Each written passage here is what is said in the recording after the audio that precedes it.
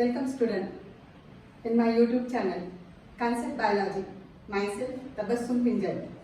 इथे आपण मुद्दाम लॉकडाऊनच्या पिरियडमध्ये नीट प्रिपरेशनसाठी आणि एनसीईआरटी क्लिअरन्ससाठी जमलेलो आहोत. आपण एनसीईआरटीचं पहिलं लेसन संपवलंय, पण तरी सगळे पुन्हा जे त्याच्यातले इव्हेंट बारीक सारीक मुद्दे ते आपल्याला व्यवस्थित क्लिअर व्हावे. कुठे काही सुटलं असेल तर ते पुन्हा एकदा क्लिअर व्हावं म्हणून तुमच्यासाठी पुन्हा एकदा मी चॅप्टरची रिव्हिजन घेणार आहे सुरुवातीपासून शेवटपर्यंत. माझ्या मागच्या ज्या लेक्चर्स आहेत, व्हिडिओ लेक्चर्स, त्याच्यामध्ये आपण एक एक पॉईंट सगळे क्लिअर केले चॅप्टरचे, पण मुद्दाम पूर्ण चॅप्टर तुमच्या समोर मांडण्यासाठी या ठिकाणी पुन्हा मी एकदा आलेली आहे. तर आपण सुरुवातीपासून पुन्हा बघूया. Reproduction in organism. You know the base of chapter. आपल्याला रिप्रोडक्शन शिकायचंय प्लांट्स मधलं आणि ॲनिमल्स मधलं. दोघं रिप्रोडक्शन आपल्याला क्लिअर करायचे आणि हे रिप्रोडक्शन क्लिअर करताना रिप्रोडक्शन कन्सेप्ट मधून आपण गेलेलो आहोत. रिप्रोडक्शन म्हणजे काय, रिप्रोडक्शनचे वेगवेगळे प्रकार काय, असेक्शुअल, सेक्शुअल, बेनिफिशियल रिप्रोडक्शन कोणतं, सेक्शुअल रिप्रोडक्शन मधल्या इव्हेंट्स काय, सायमल्टेनियस प्लांट्स आणि ॲनिमल्स दोघांविषयी आपण या ठिकाणी बोललोय. चला तर मग पुन्हा एकदा सुरुवातीपासून चॅप्टरसाठी. See in the first event पहिल्या चॅप्टरच्या पहिल्या टॉपिक मध्ये आपण लाईफस्पॅन पासून सुरुवात केली. सी व्हॉट इज लाईफस्पॅन, काय केली definition as per the NCERT book. Lifespan, we say that it's a period between birth up to natural death. That is lifespan. आपण हे पण क्लिअर केलं, डायग्राम्स दिलेले आहे NCERT मध्ये की ज्याला लाईफस्पॅन म्हणावं ते वेगवेगळं असतं, ते तासांपासून असेल. मी तुम्हाला WBC चे एक्झाम्पल दिले. हो, leukocytes in the blood they shows the lifespan of 8 to 10 hours. 8, 10, 12, 14, 16, 20, 22 काही तासांचं. ज्यांना WBCs म्हटलं त्यांचं लाईफस्पॅन हे काही तासांचं असतं. NCERT मध्ये पीपलचे एक्झाम्पल दिले. People plant near about 2000 to 3000 years. म्हणजे लाईफस्पॅन हे तासांपासून तर हजारो वर्षांपर्यंत असू शकतं. लाईफस्पॅन मध्ये आपण असं पण लक्षात घेतलं की काही लोकांचं लाईफस्पॅन हे वेगवेगळं असू शकतं जरी ते सारखे असतील. ऑफकोर्स क्रो अँड पॅरेट दोघांची साईज सारखी आहे, पण त्यांचं लाईफस्पॅन मात्र भयंकर वेगळे. क्रो फक्त 15 इयर्सचा आणि पॅरेट मात्र 140 इयर्सचा. म्हणजे साईज आणि लाईफस्पॅन याचं काही एक रिलेशनशिप नसतं. एलिफंट, टॉर्टॉइस आणि हॉर्स हे दुसरे एक्झाम्पल तुम्ही घेऊ शकता. यांचं तिघांचं लाईफस्पॅन सारखे आहे, but they are totally different. Lifespan काय, लाईफस्पॅन हे पर्टिक्युलर प्रत्येकाचं लाईफ हे एका विशिष्ट कालावधीसाठी असतं. आपण एक वाक्य पण केलं होतं तिथं, yes, no one is immortal. जो जन्माला आलाय तो मरणार आहे, but still life is in a continuation. 30 आयुष्य 60 वर्षांचं असताना तो हजारो लाखो वर्षापासून कसा काय टिकून आहे? काय कारण सांगितलं आपण त्या ठिकाणी बेटा? यस, बरोबर ओळखलं तुम्ही. It's a reproduction. इथं आपण रिप्रोडक्शनची डेफिनेशन क्लिअर केली. काय डेफिनेशन आहे एनसीईआरटी नुसार? Reproduction is a biological process, correct, where parents produces offsprings like they, resemble to them, and these offsprings again after a particular time period gives rise to birth to offsprings like they. याला reproduction म्हणतात. रिप्रोडक्शनची तुम्हाला दोन significance point out करून दिली. कोणती? Reproduction replace the death, मेलेल्यांची जागा भरून काढणार ते reproduction. The reproduction keeps life in a continuation. सजीवांचं अस्तित्व जे काही तासांचं आयुष्य दाखवतात, आठवड्याचं दाखवतात, महिन्यांचं दाखवतात, ते वर्षानुवर्ष कशी काय टिकतायत, जगतायत. बरोबर. काय कारण सांगितलं आपण त्या ठिकाणी? हे रिप्रोडक्शन. रिप्रोडक्शन सजीवांना टिकवून ठेवते.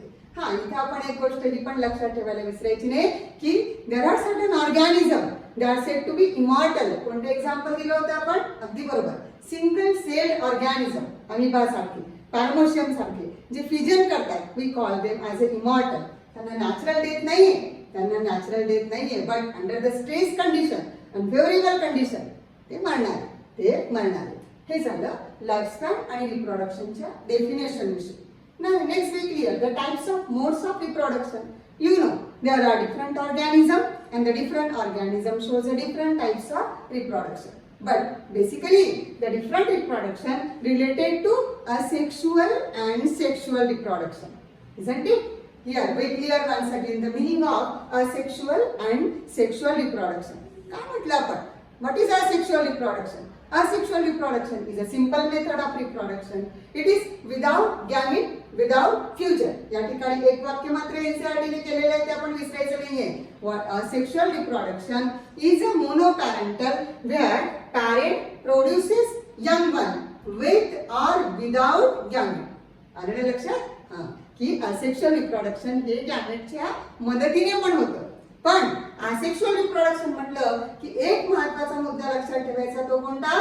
It is always without fusion, fertilisation. Gamete असतील किंवा नसतील पण फर्टिलायझेशन मात्र, फ्युजन ऑफ गॅमेट मात्र असेक्शुअल रिप्रोडक्शन मध्ये कधीच नसेल. बरोबर, हे लक्षात घ्यायचं आपल्याला. मग कसं होतंय असेक्शुअल रिप्रोडक्शन? ही डायरेक्ट मेथड आहे. ही फेवरेबल कंडिशन मध्ये असणार ज्या ठिकाणी कंपॅरेटिव्हली फूड जास्त असेल.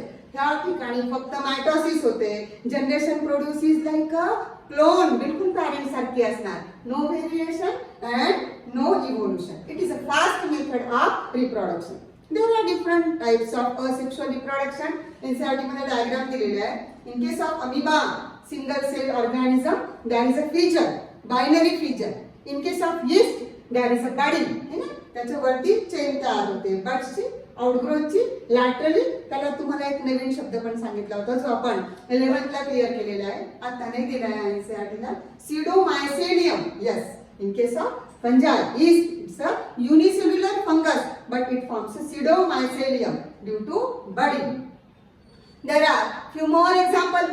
Zoospore, कुठे बघितले आपण? Yes, in case of algae. Algae perform asexual reproduction with the help of zoospore.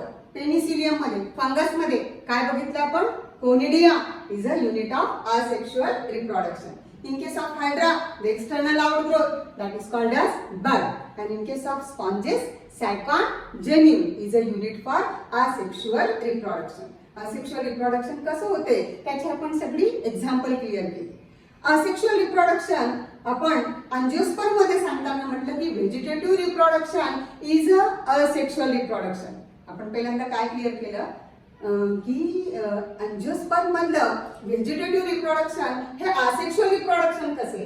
बरोबर, काय सांगितलं बेटा आपण या ठिकाणी की in case of angiosperm vegetative parts are nothing but the root, stem and leaves. They are going to particular different function, isn't it? But sometimes they perform reproduction. That reproduction with the help of root, with the help of stem and leaf is called as vegetative रिप्रोडक्शनला काय म्हटलं आपण त्या ठिकाणी? It is a asexual reproduction. कारण gamete नाहीये, fusion नाहीये, fertilization नाहीये, डायरेक्ट मेथड आहे रिप्रोडक्शनची. म्हणून आपण त्याला काय म्हटलं? The vegetative reproduction in case of angiosperm it is a sort of asexual reproduction. त्याचे पण दोन प्रकार इंट्रोड्यूस केले तुम्हाला. कोणते? Natural method of vegetative reproduction and artificial method of vegetative reproduction. काय क्लिअर केलं आपण? नॅचरल मेथड सांगताना natural is vegetative parts either root or stem or leaves perform a reproduction. रूटचे एक्झाम्पल आठवा, 11th मध्ये शिकलोय आपण सगळं. हो बरोबर, नॅपिफॉर्म, कोनिकल अँड फ्युजिफॉर्म. राडिश झालं, काय म्हटलं आपण त्याला? It's a fusiform root. Beet झालं, इट्स अ नॅपिफॉर्म. आणि कॅरेटला काय म्हटलं? It's a conical root. These are roots, but they store food, and along with the food, they show buds. काय म्हटलं आपण त्या बर्ड्सला? Adventitious bud. That bud gives rise to new plant. In case of sweet potato, काय सांगितलं त्या ठिकाणी? इथं पण रूट्स आहे. इथं कोणत्या रूटचं मॉडिफिकेशन सांगितलं ते? बरोबर, it's a modification of adventitious or fibrous root. Simple tuberous root sweet पोटॅटोची. बरोबर, काय सांगितलं त्या ठिकाणी? There is a single tuberous root. आणि इन केस ऑफ एस्पॅरागस, शतावरी, there is a cluster of root. कोणता शब्द वापरला आपण त्याला? बरोबर, it's a fasciculated root. These are all roots. काय काय सांगितलं? गाजर आहे, मुळा आहे, बीट आहे, स्वीट पोटॅटो म्हणजे रताळू आहे, शतावरी आहे, या सगळ्या रूट्स आहेत. पण त्या काय करतायत? त्या व्हेजिटेटिव्ह रिप्रोडक्शन करतायत. बरोबर. नंतर स्टेमचं एक्झाम्पल सांगितलं. स्टेमचं कोणतं एक्झाम्पल सांगितलं? हळद आहे, आलं आहे, बटाटे आहे. बरोबर.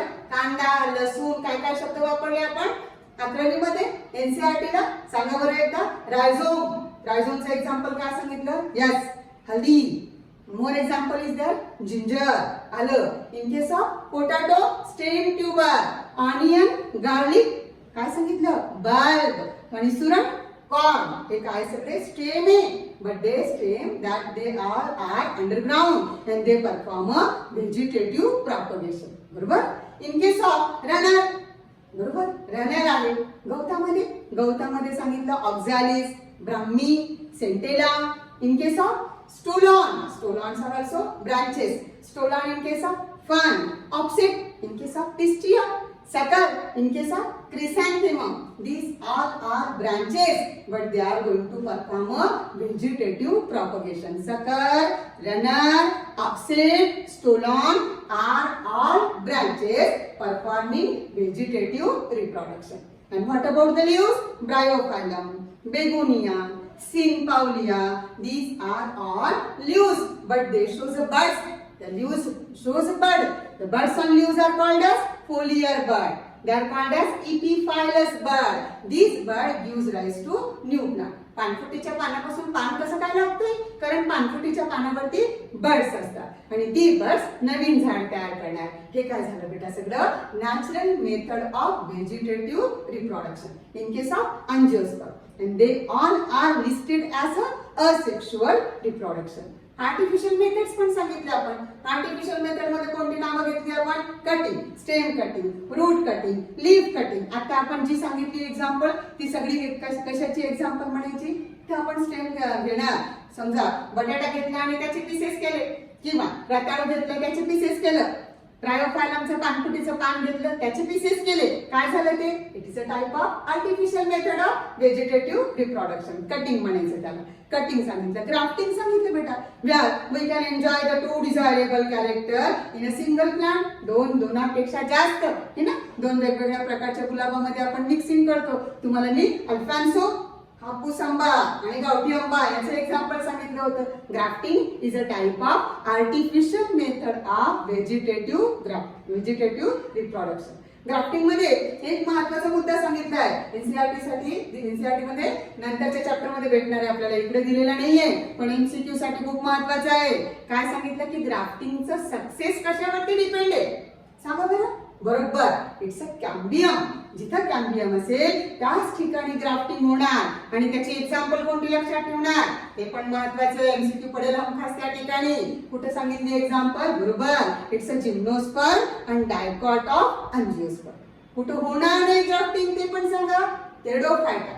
Pteridophyta and monocot. ज्वार, बाजरा याच्यामध्ये ग्राफ्टिंग व्हायचं नाही. काय होणार नाही? त्याचं कारण पण लक्षात ठेवा. ग्राफ्टिंग कुठं होते? ग्राफ्टिंग काय म्हणून शिकलो आपण? It is also one of the artificial method of vegetative reproduction that we list as a asexual reproduction. पुढे म्हटलं budding. Budding is a type of grafting where scion is a single bud. बरोबर. And the micropropagation in the tissue culture technique where micropropagation म्हणजे काय? छोटंसं structure ज्याला आपण shoot tip म्हटलं. ते शूट टिप घेऊन आपण त्याच्यापासून नवीन झाडं तयार करणार आहोत. हे सुद्धा काय म्हटलं आपण? Type of artificial method of vegetative reproduction. हे सगळं असेक्शुअल रिप्रोडक्शन झालं बेटा. असेक्शुअल रिप्रोडक्शनचा एक फायदा म्हणूया की तोटा म्हणूया. आपण कोणाचं एक्झाम्पल घेतलं होतं? Terror of Bengal. आठवतं? Water hyacinth, a plant that shows a native of Amazon basin. त्याचं नेटिव्ह कोणतं आहे? अमेझॉनचं. आपल्याकडे का आणलंय ते? काय सांगितलं कारण मी? Due to beautiful flowers and leaves. बरोबर. पण ते डोक्याला ताण होऊन बसले. काय म्हटलंय? तो तणाचा प्रकार आहे. कुठं वाढते ते तण वाढते पाण्यावरती, स्टॅग्नंट वॉटरवरती. ज्या ठिकाणी पाणी थांबलेले तळ असेल, पॉन्ड असेल ते इतकं झपाट्याने वाढते कारण it perform yes asexual reproduction. ते खूप भराभर वाढते. पूर्ण पाणी झाकून टाकते. पाण्यामध्ये लाईट जात नाहीये, ऑक्सिजन त्या ठिकाणी जात नाहीये आणि म्हणून आतले मासे सगळे गुदमरून मरायला लागतात. म्हणून आपण काय करतो? आपण त्यांना काढून तोडून फेकून देतो. तर ते जास्त डोक्याला ताप होऊन जातं हे ना. काय होतंय? ज्यावेळेला आपण त्यांना तोडून फेकलं तर त्याचा प्रत्येक एक तुकडा पुन्हा एक नवीन प्लांट तयार करते. ते आपण असं म्हणूया की म्हणून त्याला आपण कोणतं नाव दिले? Terror of Bengal. हे असेक्शुअल रिप्रोडक्शन आहे बेटा. आपण हे सगळं बोललोय. असेक्शुअल रिप्रोडक्शनचं मिनिंग काय, रिप्रोडक्शनची डेफिनेशन काय, असेक्शुअल रिप्रोडक्शनला फास्ट मेथड का म्हटलं तर क्लोन्स कशी काय जन्माला येते, नेमकं काय कारण लक्षात ठेवायचंय. कुणाला म्हणायचं जेन्यूल, कुणाला म्हणायचं conidia, what are zoospore, what is fission, what is budding, येते ना सगळं लक्षात. ही सगळी एक्झाम्पल या ठिकाणी आपण बघितली. अँजिओस्पर्म मध्ये होणार व्हेजिटेटिव्ह रिप्रोडक्शन, हे असेक्शुअल रिप्रोडक्शन कसं आहे ते पण लक्षात घ्या, एक्झाम्पल लक्षात घ्या. ठीक आहे. नाव आपण बोलणार आहोत सेक्शुअल रिप्रोडक्शन विषयी. सेक्शुअल रिप्रोडक्शन सुद्धा आपण क्लिअर केला. सेक्शुअल रिप्रोडक्शन सांगताना मात्र आपण एक महत्त्वाचा मुद्दा लक्षात घेतला की when the conditions are unfavorable, the organism performing asexual reproduction change their mode of reproduction to sexual reproduction. जरा कंडिशन्स बिकट असतील, जगण्याची भीती निर्माण झाली असेल, त्यावेळेला जे लोक आजपर्यंत असेक्शुअल रिप्रोडक्शन करत होते ते सेक्शुअल रिप्रोडक्शन करायला लागतात. आणि what about the higher organism prefer only sexual reproduction. आणि म्हणून आपण त्याच्याकडे कोणत्या दृष्टिकोनातून बघितलं, it is a evolved reproduction. बरोबर. काय शब्द वापरले होते आपण, 3 महत्त्वाचे एनसीईआरटी मध्ये दिले. काय सांगितले, इट्स अ कंपॅरेटिव्हली कॉम्प्लेक्स आहे, स्लो आहे, कॉम्प्लेक्स आहे, पण इव्हॉल्व आहे, प्रगत आहे, जगण्यासाठी मदत करणारी. Sexual reproduction is a sort of evolved reproduction. It is preferred by all the developed organism. प्रगत ऑर्गॅनिझम कोणत्या प्रकारचं रिप्रोडक्शन करतायत, फक्त सेक्शुअल. आणि जे अप्रगत आहे त्यांच्या जीवावर आल्यानंतर, कंडिशन्स अनसुटेबल झाल्यानंतर ते सुद्धा कोणत्या प्रकारचं रिप्रोडक्शन करणारे, सेक्शुअल रिप्रोडक्शन. आणि त्या ठिकाणी आपण कारण पण क्लिअर केलंय. एनसीईआरटी प्रश्न विचारलाय की by the under unfavourable condition lower organism change their mode of reproduction. तुम्हाला त्याचं कारण सांगितलंय मी. ठीक आहे. Next we clear the sexual mode of reproduction. ते स्लो असतं. या ठिकाणी बायपॅरेंटल असेल किंवा मोनोपॅरेंटल असेल. आपण याचं पण उत्तर व्यवस्थित क्लिअर केले की हे मोनोपॅरेंटल बायपॅरेंटल कसं असतं. हे फक्त गॅमेट्सच्या मदतीने होणार. Gamete shows fusion, fertilisation is a indirect method of reproduction. इथं मायटोसिस आणि मियोसिस दोघं होणार. Here generation rather different than the parent.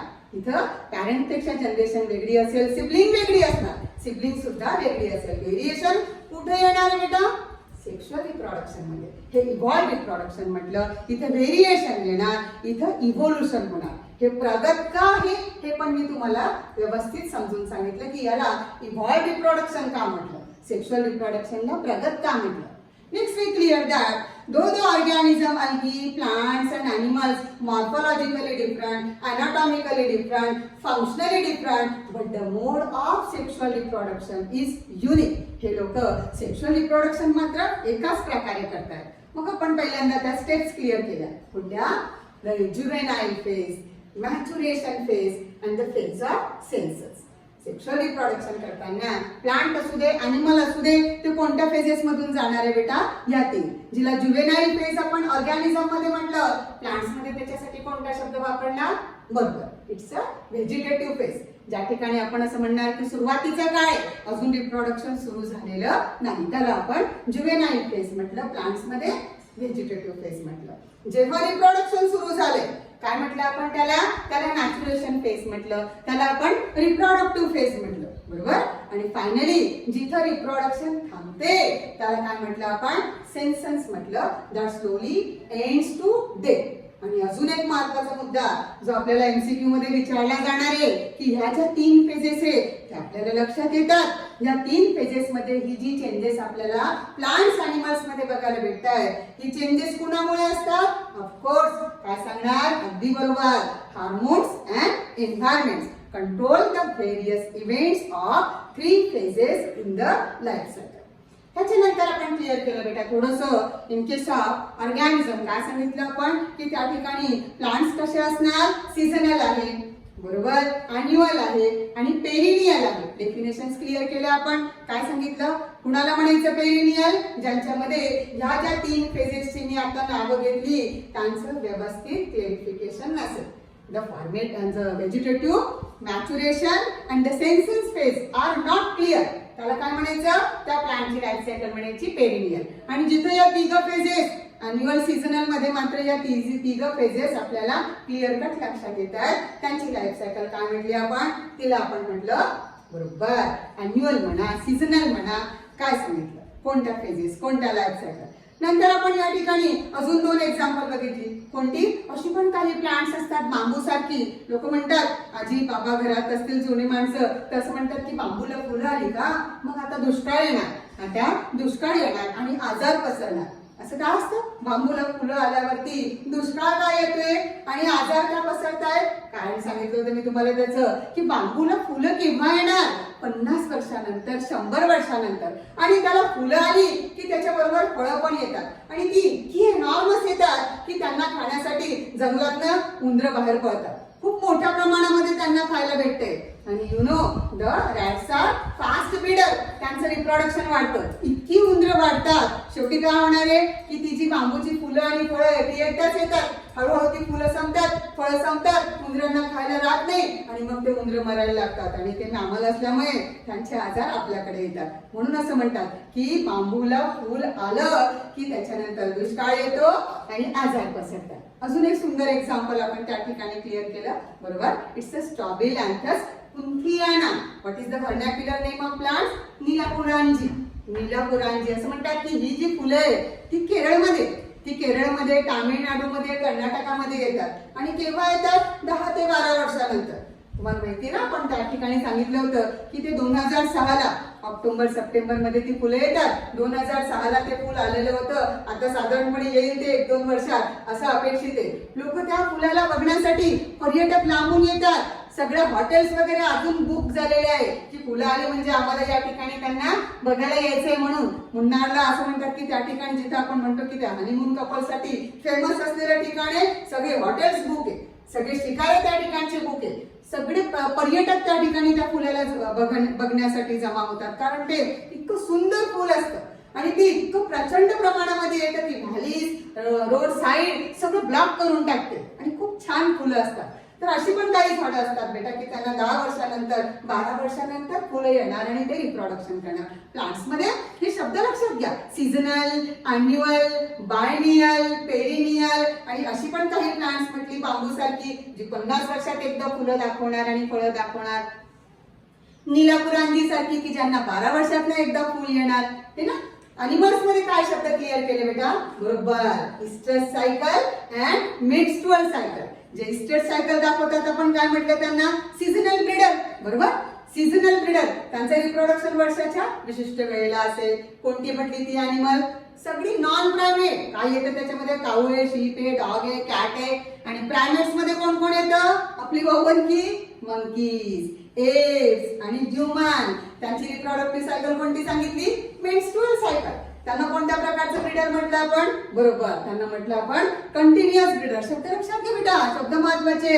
Terms लक्षात राहायला पाहिजे. टर्म्स येणार आहे आपल्याला, प्रश्न आपल्याला टर्म्स मध्ये येणार आहे आणि त्या टर्म्स जर आपल्या व्यवस्थित क्लिअर असतील आपल्याला काही एक या ठिकाणी पाठ करायची गरज नाहीये. आपला सब्जेक्टच असा आहे की त्या ठिकाणी आपल्याला पाठांतर बिलकुल करायचे नाहीये. आपण तिकडनं फक्त कन्सेप्ट घेणार आहोत, समजून घेणार आहोत. त्या टर्म्स लक्षात राहिल्या, त्याचे मिनिंग लक्षात राहिले म्हणजे एक्झामिनर किती पण प्रकारे प्रश्न बदलून देव किंवा किती पण फिरवून देव माझे मुलं व्यवस्थित सोडवणार, मला अगदी हमखास खात्री आहे. हा, कन्सेप्ट मात्र तुमचे क्लिअर नसतील तर तुम्हाला प्रश्न जमणार नाही. तो किती पण फिरवला तर मग त्याचे आपल्याला सगळे पझल्स जमायला पाहिजे. तर याच्यासाठी कन्सेप्ट कडे लक्ष द्या, टर्म्स कडे लक्ष द्या. अॅनिमल्स मध्ये कोणते कोणते शब्द सांगितले बेटा?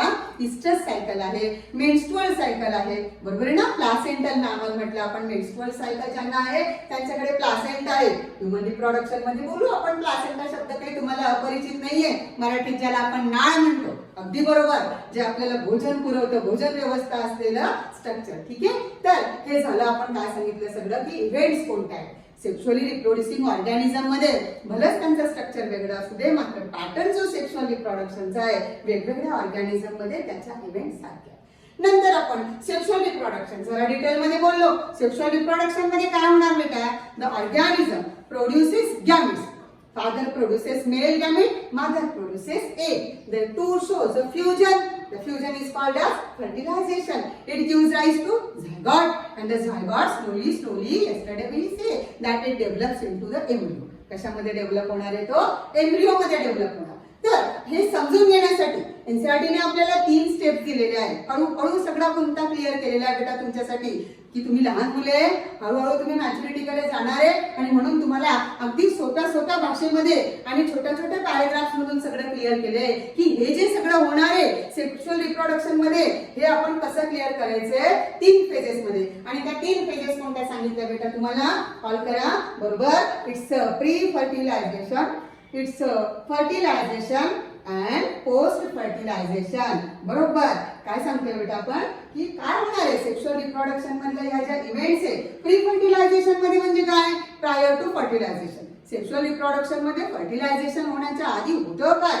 2 स्टेप्स केल्या त्या ठिकाणी तुम्हाला पुन्हा लक्षात आणून देण्यासाठी. कोणत्या? बरोबर. Gametogenesis and the gamete transfer. Gametogenesis means what बेटा? Production of gametes. Parents produces gametes. Sexual reproduction साठी सगळ्यात महत्त्वाचं पॅरेंट्सला काय तयार करावं लागतं? पहिल्यांदा अगदी बरोबर गॅमिट्स तयार करावे लागतात. तिथे आपण शब्द क्लिअर केले. गॅमिट्स कसे तयार होणार? काही सारखे असतात, काही वेगळे असतात. शब्द आठवा, शब्द लक्षात ठेवायचे. ते शब्द आणि डेफिनेशन आणि एक्झाम्पल. त्याच्या बरोबरीने एक्झाम्पल मी तुम्हाला म्हटलं होतं की मला तुम्ही चार्टच्या स्वरूपात पाठवा, व्हॉट्सअप करा की तुम्हाला कोणते कोणते प्रकार सांगितले गॅमिट्सचे?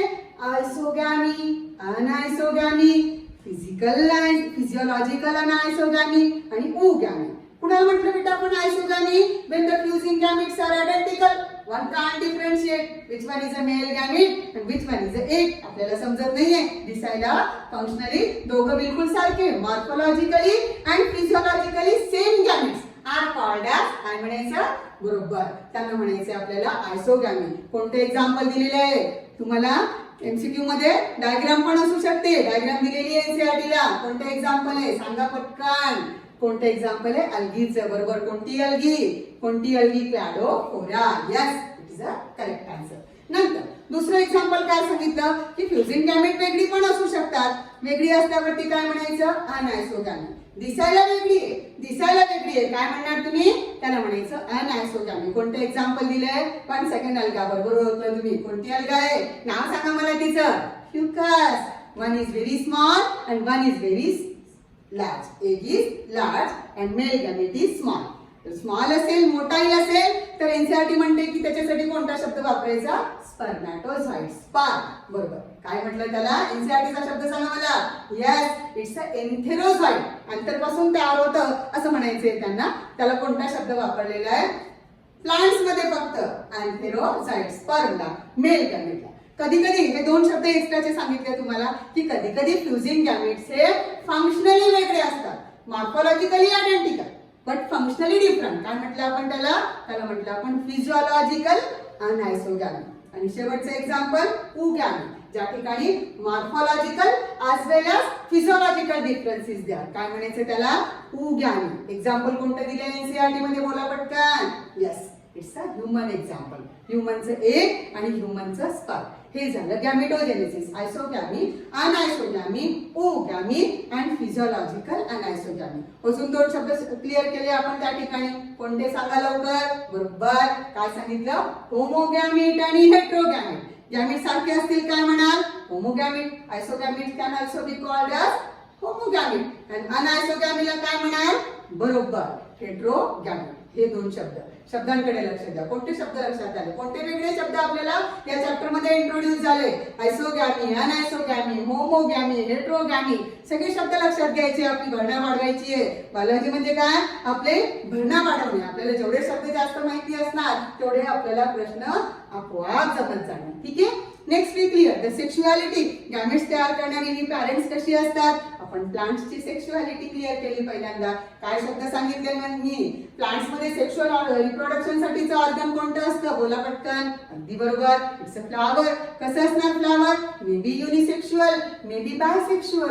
जर युनिसेक्शुअल असेल कोणते असणार? 2 प्रकार. अगदी बरोबर, staminate male flower and pistillate female flower.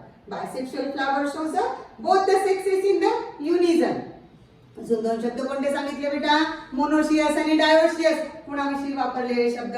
Monoecious, dioecious are the plants. The plants bearing bisexual flower. काय म्हणायचं त्याला? बरोबर, monoecious. Mono means single plant bearing both the sexes. And what about the unisexual flower? Male flower, female flower. On the different plant, male plant, female plant. At the distinct plant, such plants are called as dioecious. Don't be confused. तुम्हाला अक्सर या दोन शब्दांमध्ये गोंधळ होतो, monoecious आणि dioecious. डाय म्हणजे काय बेटा? दोन सेक्सेस, दोन प्लांट्स वरती. Male female plant. एक्झाम्पल सांगा मला. मी तुम्हाला म्हटलं होतं की व्हेरी व्हेरी IMP त्याच्यावरती प्रश्न पडणारच. कोणते एक्झाम्पल दिलेले एनसीईआरटीने? डायोशियसचे एक्झाम्पल आठवा. Yes, it's a cucurbita and coconut. आणि मोनोशियसचे एक्झाम्पल बरोबर आहे का? No, it is a wrong answer बेटा. काय सांगितले? मोनोशियसचे एक्झाम्पल कोणते दिलेले? Cucurbita and coconut. आणि डायोशियसचे एक्झाम्पल कोणते दिले? It's a date palm and papaya. बरोबर आहे, लक्षात घ्या. एक्झाम्पल कडे लक्ष द्या. एक्झाम्पल वरती प्रश्न पडणार. आणि व्हॉट अबाउट द ॲनिमल्स? अजून एक गोष्ट सांगितली आपण या ठिकाणी की लोअर प्लांट्स मध्ये फ्लावर नसतं, मग त्यांची सेक्शुअलिटी कशी सांगणार? एक्झाम्पल दिले, डायग्राम दिलेले आहे एनसीईआरटी मध्ये. चाराला काय सांगितलं बेटा आपण? चारा अलगी. काय सांगितलं चाराला? होमोथॅलस. अगदी बरोबर, होमोथॅलस. ज्या ठिकाणी दोघं प्रकारचे रिप्रोडक्टिव्ह ऑर्गन्स आहे. कोणते सांगितले? वाचून सांगा मला. एन्फिडिया अँड आर्किगोनिया. बरोबर. आणि व्हॉट अबाउट द मार्चेंशिया? ब्रायोफायटाचं एक्झाम्पल आहे ते. काय म्हणतात त्याला? हेट्रोथॅलस. हेट्रोथॅलस. मी तुम्हाला म्हटलं की हा प्रश्न एकदा नीटला आलेला आहे.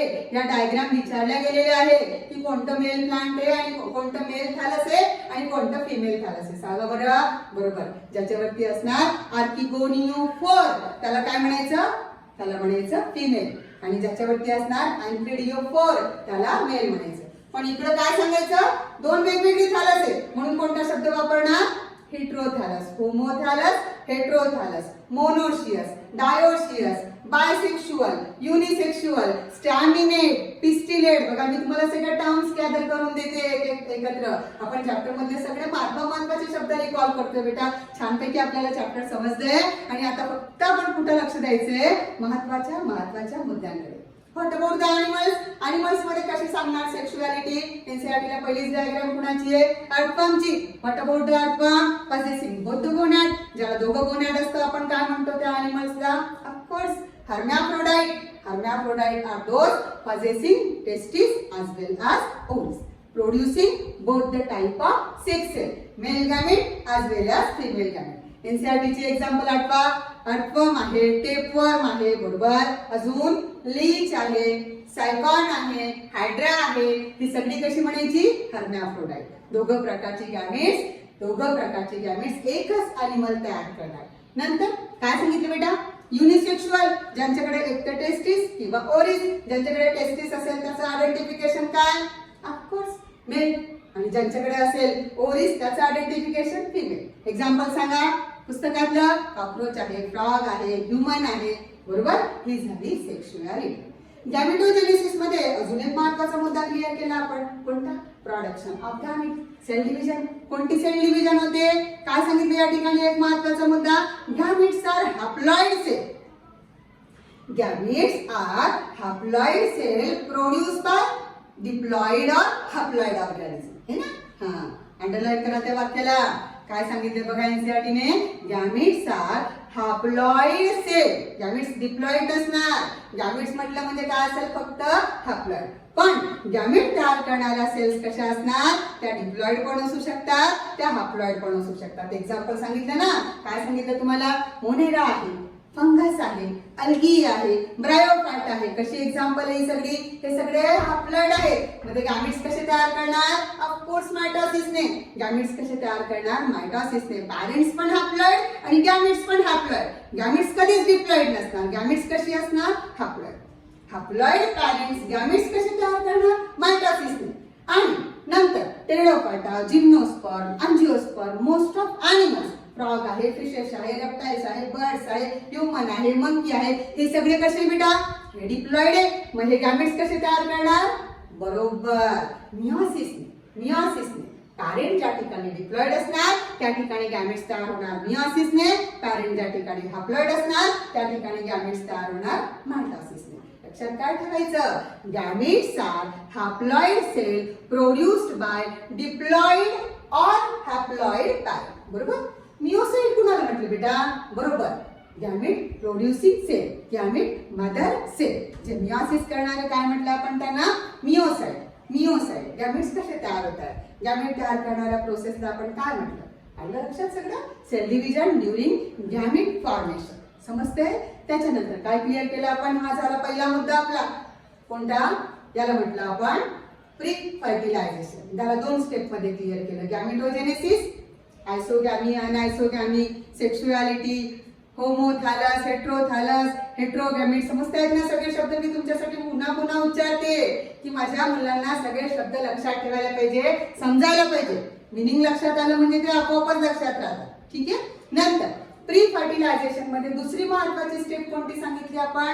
Gamete transfer. हे ना, जर मेल गॅमेट तयार झाले टेस्टिस मध्ये किंवा स्टॅमिन मध्ये आणि फिमेल गॅमेट तयार झालं ओरी मध्ये किंवा कार्पेल मध्ये, तर त्यांना जवळ कोण आणते? ते जवळ यायला पाहिजे. ते जवळ आले तरच फ्यूज होणार आणि फ्यूज झाले तरच फर्टिलायझेशन होणार, तरच जायगोट तयार होणार, तरच सेक्शुअल रिप्रोडक्शन होणार. म्हणजे सेक्शुअल रिप्रोडक्शनचं सगळं श्रेय कोणाला जाते? फर्टिलायझेशनला. कसं होते फर्टिलायझेशन? कशी येतात गॅमेट एकमेकांच्या जवळ?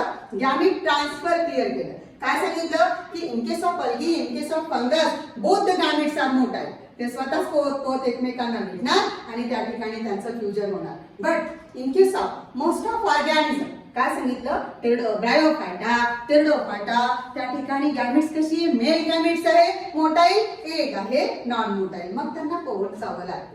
पोहण्यासाठी त्यांना पाणी असायला लागतं, खूप जास्त नाही पण डख्ख असायला पाहिजे, त्याच्याशिवाय तिथं सेक्शुअल रिप्रोडक्शन व्हायचं नाही. मोस्ट ऑफ ऑर्गॅनिझम मध्ये अल्गी फंगस सोडलं तर काय सांगायचं की गॅमेट्स कशी असतात? गॅमेट्स मोटाईल असतात.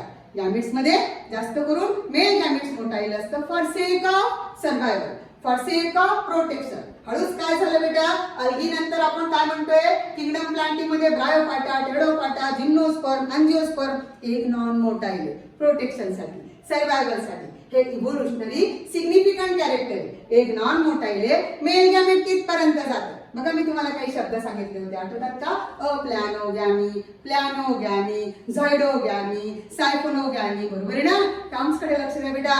मी तुमची टर्मिनॉलॉजी एनरिच करायला बघते की तुमची टर्मिनॉलॉजी चांगली झाली म्हणजे तुम्हाला बायोलॉजी अर्ध समजलं. समजा अप्लॅनोगॅमी काय म्हटलं आपण की gametes are immobile, non motile. Then how could they reaches near each other? आपण म्हटलं की त्या ठिकाणी ते अनबॉइड मूवमेंट करतात. आणि ज्याला आपण प्लॅनोगॅमी म्हटलं त्या ठिकाणी गॅमेट्स स्वतः मोटाईल असतात, त्यांच्याकडे लोकोमोटरी ऑर्गन असतात. कोणत्या स्वरूपात? Either flagella or cilia and they swim on their own accord. पण तिथे काय महत्त्वाचं सांगितलं की इव्होल्युशनरी सिग्निफिकंट कॅरेक्टर म्हणून एक नॉन मोटाईल आहे, मेल गॅमेट पोहोच जाणार. समजते का? आता त्या ठिकाणी अजून एक काळजी कोणती घेतली जाते की तिथं मेल गॅमेट्स आर एनॉर्मस. पोचता बाकीचे मरणारे म्हणून त्यांची संख्या कशी असणार? 1च्या कंपॅरिझन मध्ये खूप जास्त प्रमाणामध्ये, खूप जास्त. म्हणजे थोडेफार वाया गेले तर चालतील पण फर्टिलायझेशन मात्र कसं असेल? प्रोटेक्टेड असेल, इंटरनल असेल. समजतं ना? What about the animals? Animals मध्ये पण आपण म्हटलं की काही ठिकाणी फर्टिलायझेशनच्या वेळेला मेल गॅमेट हे कसं असतं? नेहमी हे मोटाईल असणार, एक मात्र नॉन मोटाईल असतं. काय सांगायचं? Gamete transfer. गॅमेट ट्रान्सफर मध्ये कोणता मुद्दा क्लिअर केला आपण? झॉइडोगॅमी, जिथं मेल गॅमेट असतं, मोटाईल एक असतं, नॉन मोटाईल. सायफोनोगॅमी कुठे बघितली बेटा? एक्झाम्पल सांगा पटकन. अतिशय महत्वाचा, व्हेरी आयएमपी प्रश्न की कुठे बघितली तुम्ही सायफोनोगॅमी पहिल्यांदा? कुठे बघतात तुम्ही सायफोनोगॅमी? सायफोनोगॅमी कुठे बघितली तर कोणता शब्द सांगणार? बरोबर, जिम्नोस्पर्म. जिम्नोस्पर्म मध्ये काय गंमत आहे की त्या ठिकाणी पोलन ट्यूब पण आहे आणि मेल गॅमेट मोटाईल पण आहे, लाईक अ टेरिडोफायटा अँसिस्टर. आणि पुढे अँजिओस्पर्म सारखी पोलन ट्यूब पण आहे. हे कनेक्टिंग लिंकचं कॅरेक्टर आहे. 2 मोठ्या ग्रुपचे कॅरेक्टर दिसते. टेरिडोफायटा सारखी गॅमेट्स मोटाईल आहे पण त्यांना पोहू दिलं जात नाही. स्वरक्षणासाठी त्यांना 1 पर्यंत कोण घेऊन जातं? Pollen tube. पोलन ट्यूबच्या मदतीने जेव्हा मेल फिमेल गॅमेट एकमेकांच्या जवळ येणार, फर्टिलायझेशन होणार. काय म्हणायचं त्याला? सायफोनोगॅमी. बऱ्याच वेळेला प्रश्नामध्ये असंही असतं की सायफोनोगॅमीचं मिनिंग काय? सायफोनोगॅमी म्हणजे काय? Pollen tube facilitates the fertilization. The male female gametes comes to each other, near each other due to pollen. आणि काय सांगितलं अँजिओस्पर्म मध्ये? अँजिओस्पर्म मध्ये म्हटलं की चक्क मेल गॅमेट फिमेल गॅमेट दोघं नॉन मोटाईल आहे. आणि ते कसे येत आहेत मग एकमेकांच्या जवळ, तर पोलन ट्यूब घेऊन येते. पण त्या ठिकाणी एक महत्वाचा मुद्दा आपण क्लिअर केला की जी पोलन ट्यूब तयार होते ती पोलन ग्रेन पासून, आणि पोलन ग्रेन कुठे जन्माला येणार, स्टॅमेनच्या अँथरमध्ये. आणि ज्याला एग म्हटलं ते कुठे जन्माला येणार, बरोबर काय म्हटलं आपण, गायनेशियम मध्ये pistil, carpel, stigma, style, ovary. मग कसं काय जाते पोलन ग्रेन स्टिग्मा पर्यंत, मग तिथं आपण एक महत्वाचा शब्द क्लिअर केला, pollination. It is one that bring a successful transfer. बघा इकडं, one process that bring a successful transfer of. जे घेऊन जाणारे, कुणाला घेऊन जाणारे, पोलन ग्रेनला कुठे घेऊन जाणारे, बरोबर स्टिग्मावरती त्याचं लँडिंग करणार. ती प्रोसेस म्हणायची पॉलिनेशनची. आणि पॉलिनेशन मध्ये पॉलिनेटिंग एजन्सीज सांगितल्या बेटा. काय सांगितलं तुम्हाला की पहिल्यांदा पॉलिनेशन हा पण एमसीक्यू झाला. पहिल्यांदा पॉलिनेशन कुठे बघायला मिळालं आपल्याला, जिम्नोस्पर्म मध्ये. जिम्नोस्पर्म मध्ये कोणतं पॉलिनेशन बघतो आपण, अनिमॉफिली.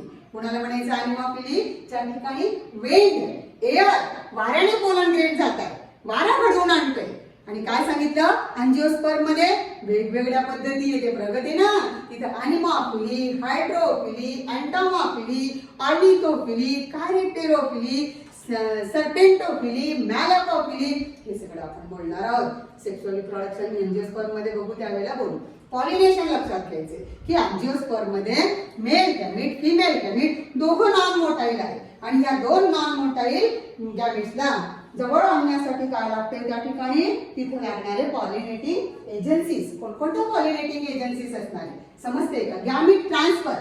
गॅमीट ट्रान्सफर प्री फर्टिलायझेशन मध्ये दोन महत्वाच्या स्टेप्स कोणत्या लक्षात घेतल्या बेटा, एक तर गॅमिटोजेनेसिस आणि दुसरं गॅमीट ट्रान्सफर. ठीक आहे, येते सगळं लक्षात. हळूहळू जातोय आपण, घाई करत नाहीये, मुद्दाम आपल्याला क्लिअर करायचंय. आपल्याला सिलेबस संपवायचा नाहीये, आपल्याला सगळे पॉइंट्स व्यवस्थित कव्हर करायचे.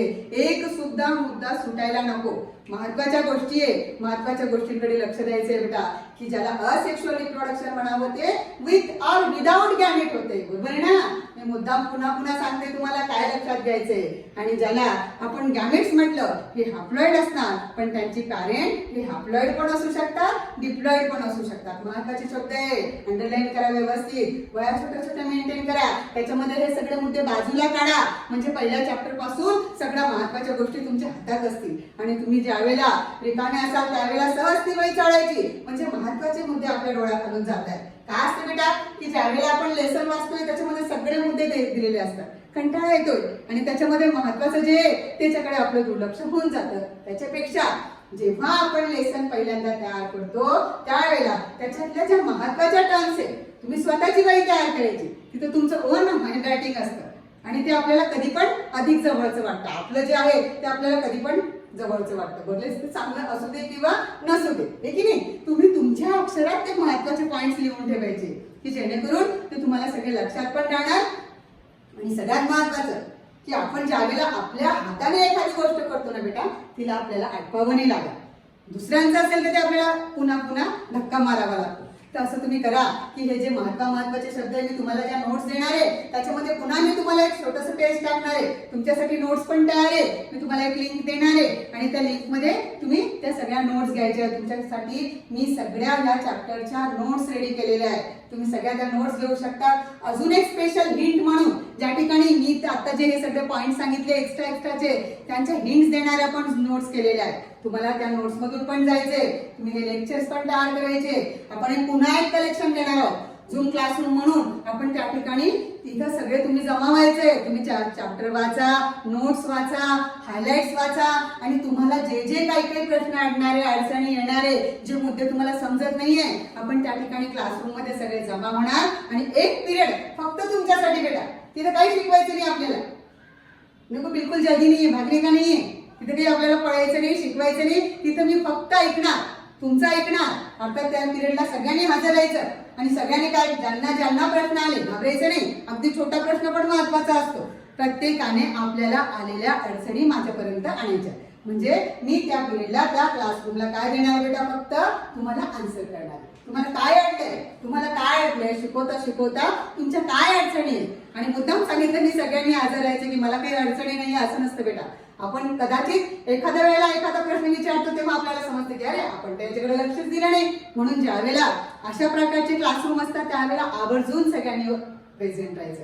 म्हणजे त्याच्यातनं काय होते की आपले अधिकाधिक कन्सेप्ट क्लिअर होतात बेटा. कन्सेप्ट क्लिअर करणं हे सगळ्यात महत्वाचं. आपल्याला द्यायची आहे नीट पुढच्या वर्षी आणि म्हणून तिथपर्यंत आपल्याला आपल्या सगळ्या गोष्टी एक एक धागा आपल्याला या ठिकाणी व्यवस्थित क्लिअर करून घ्यायचा आहे. तर तुमच्यासाठी नोट्स पण रेडी आहे बेटा, तुमच्यासाठी हायलाइट्स पण रेडी आहे आणि पुन्हा तुमच्या प्रश्नांसाठी वेळ पण रेडी आहे. मी माझ्या मुलांसाठी वेगळा वेळ काढलाय. एक लेक्चर फक्त माझ्या मुलांसाठी देणार आहे की जेणेकरून पहिल्या चॅप्टरला शिकत असताना त्यांना काय अडचणी आल्या, त्यांना काय प्रॉब्लेम्स आले, मला ते फक्त समजून घ्यायचे आणि त्या ठिकाणी सोल्युशन द्यायचे. इट्स ओके बेटा.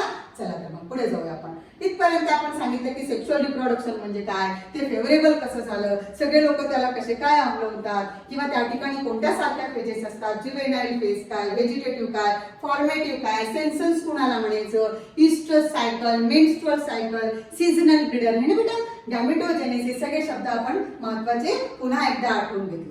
नंतर आपण जातोय सेकंड फेज मध्ये. सेक्शुअल रिप्रोडक्शन मधली दुसरी इव्हेंट कोणती मधली अत्यंत महत्वाची, fertilisation. Of course without fertilisation how could the generation will be develop into continuation? बिलकुल नाही.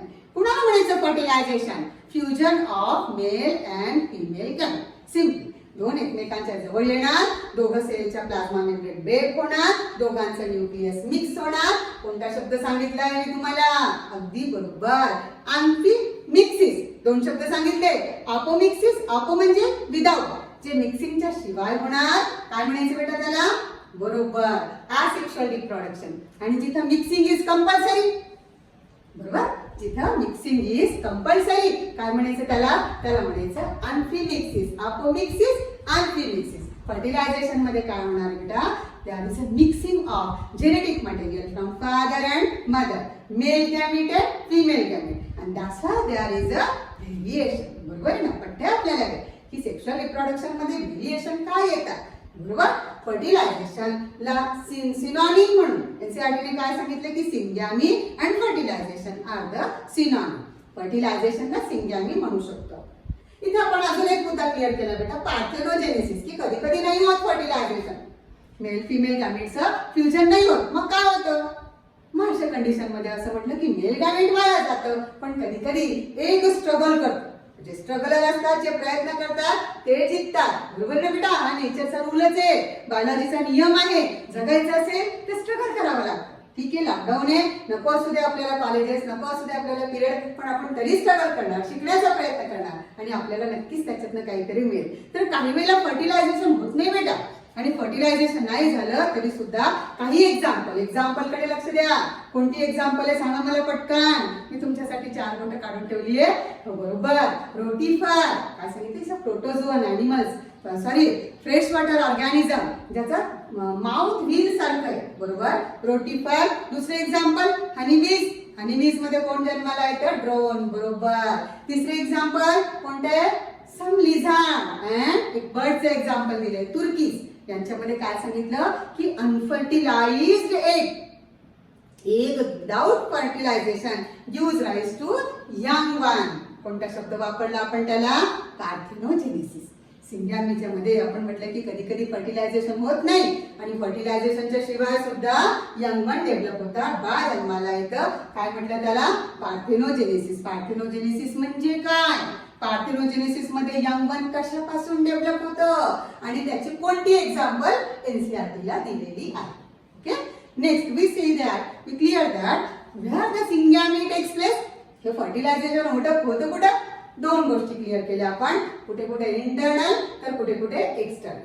प्युअर ऑर्गॅनिझम मध्ये, प्रिमिटिव्ह ऑर्गॅनिझम मध्ये, मोस्ट ऑफ अल्गी फंगस मध्ये एक्सटर्नल फर्टिलायझेशन होतं. ब्रायोफायटा पासून ब्रायोफायटा, टेडोफायटा, जिम्नोस्पर्म, अँजिओस्पर्म प्लांटची गोष्ट सांगते, फर्टिलायझेशन इंटरनल आहे. आणि फिशेस मध्ये, अँफिबियन्स मध्ये external fertilisation. Birds, reptile, mammals internal fertilisation. External fertilisation, internal fertilisation. External म्हणजे काय बेटा? जे पॅरेंटच्या बॉडीच्या बाहेर होणार, अर्थात त्याला मीडियम लागतं आणि ते कोणतं असतं? Of course water. जे पॅरेंटच्या बॉडीच्या बाहेर होणार, एन्व्हायरमेंट मध्ये होणार, पाण्यामध्ये होणार, त्याला काय म्हणणार? External fertilisation. तिथं काय काळजी घ्यावी लागते? तिथं male female gamete should be produce enormous. बाकीचे मरणार, बाकीचे जगणार, म्हणून पॅरेंट्स काय काळजी घेतात बेटा? मोठ्या प्रमाणामध्ये मेल फिमेल गॅमेट्स तयार करतात. तिथे तुम्हाला एक मुद्दा एनसीईआरटीने काय सांगितलंय की जिथं एक्सटर्नल फर्टिलायझेशन असतं तिथं गॅमेट्स भरपूर असतात, तिथे यंग वन भरपूर असतात आणि दॅट्स व्हाय दॅट क्रिएट त्या ठिकाणी भीती निर्माण होते त्यांच्या अस्तित्वाची. कारण यंग वन्स वाढल्यामुळे प्रिडेटर वाढतात आणि प्रिडेटर वाढल्यामुळे त्यांच्या जगण्याला भीती निर्माण होते. हा पण एक आपण याचा एक्सटर्नल फर्टिलायझेशनचं डिसएडव्हान्टेज म्हणूया. बरोबर. इंटरनल फर्टिलायझेशन मध्ये मात्र सगळं प्रोटेक्टिव्ह आहे, जगण्याची चान्सेस वाढवणार, ते इव्होल्युशनरी सिग्निफिकंट कॅरेक्टर सांगितलं.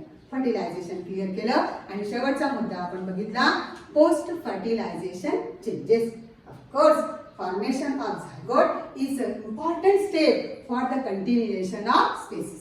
सेक्शुअल रिप्रोडक्शन मध्ये जनरेशन टू जनरेशन कंटिन्युएशन करण्याचं क्रेडिट कोणाला द्याल? पूर्ण झायगोटला. झायगोट तयार होते म्हणून एम्ब्रिओ तयार होते म्हणून स्पेसिसचं कंटिन्युएशन होते. काय सांगितलं आपण की झायगोट तयार झाल्यानंतर त्याची पुढची डेव्हलपमेंट कशी असेल? It depends upon the life cycle. Plants मध्ये 3 लाईफ सायकल सांगितलं. काय सांगितलं होतं तुम्हाला? बघितलं की नाही 42 नंबरचं पेज 11चं haplontic, diplontic and haplodiplontic life cycle. जिथं अल्गीचं एक्झाम्पल झालं, अल्गीची केस झाली, त्या ठिकाणी प्लांट बॉडी हॅप्लॉइड आहे, झायगॉट तयार झाला, तो डिप्लॉइड आहे. काय करणार बेटा? झायगॉटिक मियोसिस. मियोसिसच्या संदर्भात पण मी तुम्हाला 3 शब्द इंट्रोड्यूस केले. झायगॉटिक मियोसिस, गॅमेटिक मियोसिस आणि स्पोरिक मियोसिस. अगदी बरोबर. तर झायगॉटिक मियोसिस होणार, हॅप्लॉइड स्ट्रक्चर तयार होणार, तिथं एम्ब्रिओ तयार व्हायचा नाही. अगदी बरोबर.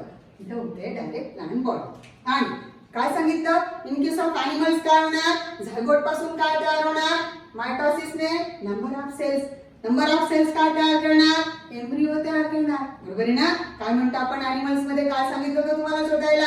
Diploblastic, triploblastic. 2 जर्म लेयर तयार होतात, एक्टोडर्म, एंडोडर्म. काय म्हणायचं त्यांना? डिप्लोब्लास्टिक. कोण आहे डिप्लोब्लास्टिक? मला पाठवा एक्झाम्पल. हे ना, तुमच्यासाठी प्रश्न केला आहे, उत्तर शोधेल मी तुमच्याकडनं नंतर. पहिला ट्रिप्लोब्लास्टिक कोणता? आपण किती जर्म लेयरचे बनलेलो आहोत? बरोबर. काय सांगायचं की zygote gives rise to bunch of cell. The bunch of cells arranged into either 2 layer or 3 layer, diploblastic or triploblastic, and the 3 layers are called as, of course, germinal layers. The germinal layer gives rise to slowly different types of tissue. Tissue gives rise to various organs. The organs all together comes and makes a system. The various systems comes together and makes a so-called organism. है ना? काय होणार बेटा की ज्या ठिकाणी आपण animals म्हटलं, एनिमल्स मध्ये झायगोट पासून एम्ब्रिओ तयार होणार आणि embryo takes a finally birth. ठीक आहे. इथं म्हटलं आपण की बाकीचे ओव्हिपायरस असतात, म्हणजे त्या ठिकाणी डेव्हलपमेंट अंडीमध्ये होणार. बर्ड झालं, रेप्टाइल झालं, they produces egg. The eggs are in the calcareous shell. कठीण असं कवच असतं त्यांच्या अंड्याच्या वरती. सुरक्षित ठिकाणी त्याला ले करतात, त्यांचं इन्क्युबेशन होतं आणि त्याच्यातनं पेलो बाहेर पडतो. ठीक आहे. आणि बाकीच्यांमध्ये काय म्हणतो आपण? बाकीचे असतात विव्हिपॅरस. तिथं मदरच्या वूम्ब मध्ये, युटेरस मध्ये, गर्भाशयामध्ये छानपैकी बाळ वाढतं आणि finally takes a birth as a young. हो की नाही? And what about the plants? Plants मध्ये शिकायचं आपल्याला हे सगळं. पुढच्या चॅप्टर मध्ये शिकणार आहोत. थोडंसं बोलू आपण. फ्लावर लक्षात घ्या. काय होणार आहे फ्लावर मध्ये? सेपल्स. कॉल हवे. तिथे मी तुम्हाला एक प्रश्न विचारेल पुन्हा की कधी कधी सेपल्स ह्या पडतच नाही, शेवटपर्यंत असतात, फ्रूट पर्यंत असतात. कोणतं एक्झाम्पल सांगा? लवकर बोला. वांग आठवलं ना? ब्रिंजल. फ्रूट पर्यंत सेपल असतात. 3 शब्द सांगितले मी. मला त्याचं डेफिनेशन पाहिजे, एक्झाम्पल पाहिजे. कोणते 3 शब्द? काडुकस, डेसिडियस अँड पर्सिस्टर. मला 3 शब्दांचे डेफिनेशन पाहिजे. आपण 11वीला शिकलोय आणि प्रत्येकाचं एक्झाम्पल पाहिजे की प्लांट्स मध्ये सेपल्स फॉल होतात, पेटल्स फॉल होतात, अजून स्टॅमेट पण फॉल होतं. पण लक्षात ठेवा कार्पेल काही कधी फॉल होणार नाही. कार्पेल मधून फारतर स्टिग्मा करतो, स्टाईल करते, ओव्हरी मात्र गळायची नाही. ओव्हरी काय होते आपल्याला माहितीये की फर्टिलायझेशन झाल्यानंतर फर्टिलाइज्ड एग म्हणजे झायगॉट, इट गिव्स एम्ब्रिओ. आतमध्ये एम्ब्रिओ तयार झाला की ओव्ह्यूल टर्न्स इनटू बरोबर seed and ovary ripens into fruit. अगदी बरोबर. त्या ठिकाणी ओव्हरी पासून फ्रूट तयार होणार, ओव्ह्यूल पासून सीड तयार होणार. फ्रूट तुम्ही खाताय आणि सीडचं होतंय डिस्पर्सन.